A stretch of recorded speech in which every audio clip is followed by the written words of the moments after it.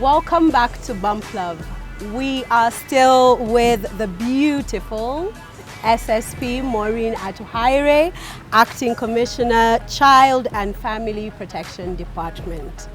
So what we wanted to do today was basically delve into the GBV, gender-based violence. So my question would be, what are the biggest challenges that you encounter when dealing with gender-based violence and crimes against children? To me, the biggest challenge is dealing with a victim who is not empowered at all. Yes, at times they come when they are willing to report a case because their rights have been violated.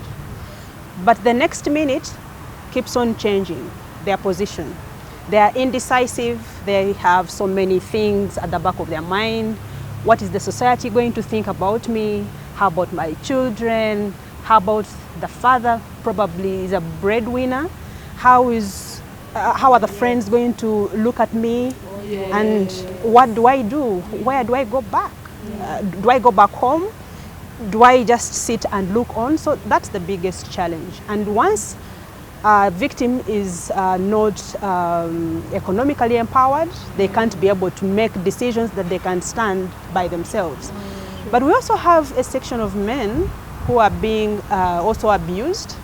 You know, in the society, they are raised to be very tough, to hide their feelings, not to show that they're hurt, but they also have the emotions where they feel like they've broken down and they need someone to speak to. But because society says, do not cry, don't say it, you're going to be looked at as if you're not a man enough. So they feel like they are crumbling, but at times they take that courage, come to the station and report. But at times when they report, they're like, yes, they want violence to stop, but they don't want you to call the perpetrator. Yes, because they are thinking about the children. You know, we've been in marriage for quite a long period of time. We've moved from point A to point B. So what happens? But you'll find out that most men go through the violence, but they don't report. Them not reporting doesn't mean that they do not get hurt. Yes, but statistics show it's the women whose rights are violated more. I can give you an example. Last week, I got a friend. She gave me a call and she's like, I need to see you urgently. I'm like, fine, find me at office. When I looked at her, I couldn't believe my eyes. She was all swollen up and I asked, what happened? And she tells me that husband had done that to her. But the first statement she told me was like, I want to be compensated. I want to be compensated? Yes. Okay. I'm like, what do you mean? He should take me to hospital for medication and then he must give me a certain amount of money to compensate me because he has abused me. Yes. But this is a lady whose face was swollen, the eyes were almost out. Now that is society. There is this process of socialization where you're told that you cannot do anything, and there are some women who do believe that if they're not beaten by their husbands, they are not loved enough. Yes. So she tells me, I want to be compensated. I'm like, I'm now outside of the law. I'm like, you know what, girlfriend? You must report this case and I'm going to support you all through. So I referred her to one of the police stations. I called the officers so that they can be able to take her through, because we needed to take her for medical examination.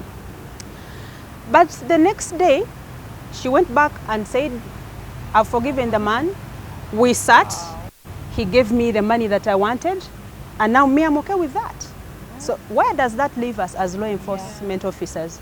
But also, where does it leave the other people whose rights are violated, but the perpetrators are not brought to book? So these are the biggest challenges that we deal with, the crimes versus what the victim wants and versus what the society thinks. Because she had been told by the mother-in-law, you know what, none of my sons has ever been taken to police. So now once you take this man to police and he's imprisoned, that's a curse. Then it means it's going to run into the clan, the family. the family members are going to hate you. Your children are also going to hate you, and this is going to be a bad omen. So she thought about it, and she was compelled to withdraw the case, much as we were willing to follow up the case. Yes.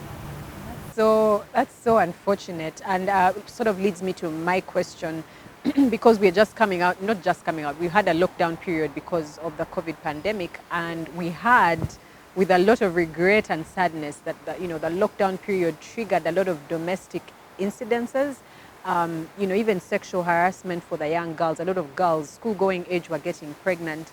How did the police respond to this, to what happened during the lockdown period? Yes, during the lockdown, it became impossible almost for some people to move. So we had to think outside the box and see what can we do. So we established a helpline.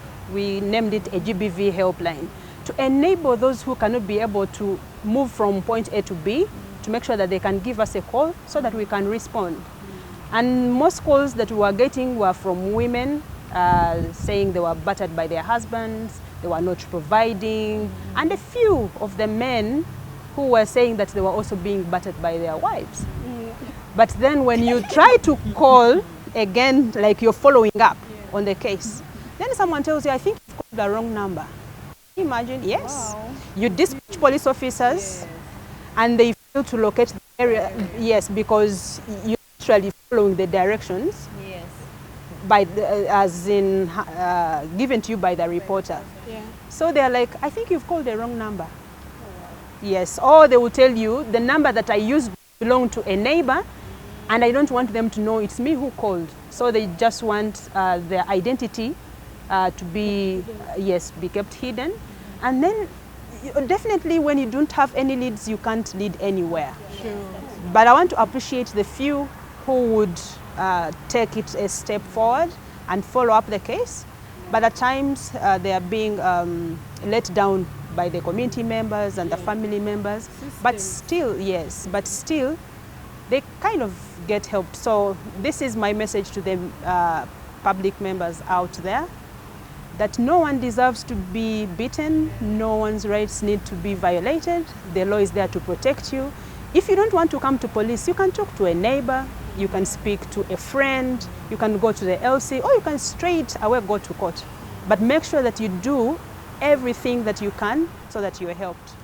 In one of the shows I'd shared that in my family the women beat the men, and but I wanted you to no man beats us in our family. We shall come back for you. But that said, maybe you could just share, because like you've shared earlier, men can be quite, they want to be strong, and so, but maybe you could share a bit more on some of the ways that men get violated in their homes by the women that they are in there. Men might be here being abused, and they have no idea that they are experiencing gender-based violence in the real sense of it, just because there is no physical beating. Maybe you could share a bit on that. Gender-based violence takes it takes 4 forms. One of them is sexual, another one is physical, which is known to most people. The other one is emotional or psychological violence, and the other one is economic violence. Okay.